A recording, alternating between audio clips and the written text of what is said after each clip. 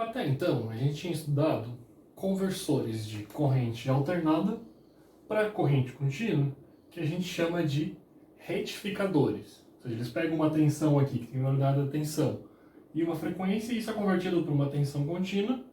A partir de hoje, a gente vai começar a estudar os conversores CC-CC, de corrente contínua para corrente contínua, que convertem uma tensão contínua do valor V1 para uma outra tensão contínua com outro nível de tensão.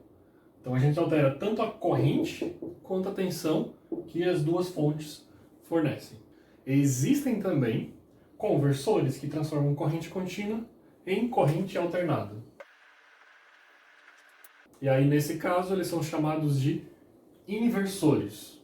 Muito comumente utilizados em carros elétricos, por exemplo, onde o motor que faz a roda girar normalmente é um motor assíncrono, que funciona com tensão alternada, e a velocidade que o motor vai girar pode ser determinada tanto pela tensão que você aplica no motor, quanto pela frequência que a onda está sendo usada para alimentar aquele motor. Nesse tipo de veículo, normalmente a energia vem de baterias, né? Ou seja, de uma fonte contínua que precisa alimentar um motor de corrente alternada. Já os conversores de corrente contínua para corrente contínua, eles têm aplicações em fontes onde você vai receber uma energia de uma bateria e você precisa alterar o nível de tensão para alimentar um dispositivo específico, por exemplo.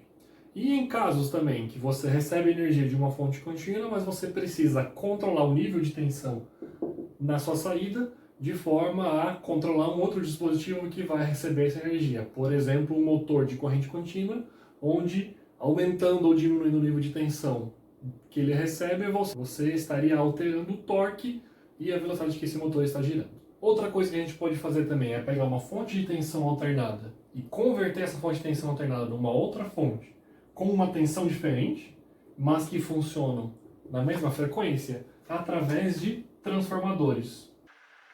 Já no caso de você precisar converter uma fonte de tensão alternada para uma outra fonte de tensão alternada, onde você altera tanto a tensão quanto a frequência, você tem que fazer um caminho intermediário, convertendo a tensão alternada agora, talvez, para uma tensão contínua, e em seguida para uma tensão alternada. Então teria aqui um retificador para converter essa tensão alternada numa tensão contínua, teríamos aqui um inversor. Existem inúmeros conversores de corrente contínua para corrente contínua, que podem ser classificados em função de serem isolados ou não isolados, ou de serem abaixadores ou elevadores de tensão. Nesse curso a gente vai se focar nesses três tipos principais de conversores CC-CC, que são os abaixadores de tensão, ou seja, vão pegar uma tensão de uma fonte de entrada e converter uma tensão de corrente contínua num nível de tensão menor, que são os conversores do tipo Book. Conversores elevadores de tensão, que fazem o contrário, pegam uma tensão com um nível menor e converte para uma tensão num nível maior, que são os Boost.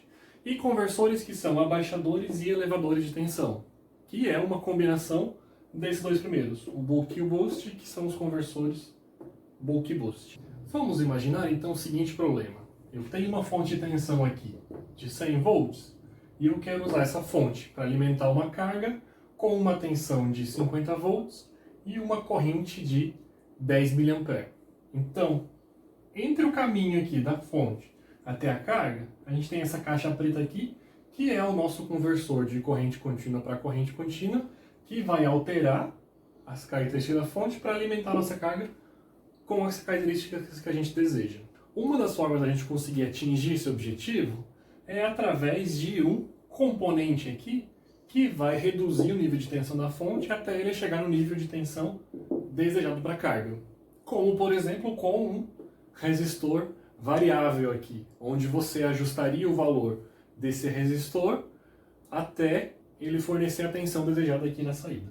Ou, de forma muito semelhante, a gente pode utilizar um dispositivo eletrônico, no caso aqui um transistor TBJ, para que ele crie essa queda de tensão aqui de forma com que os 100 volts da fonte virem 50 volts aqui na carga.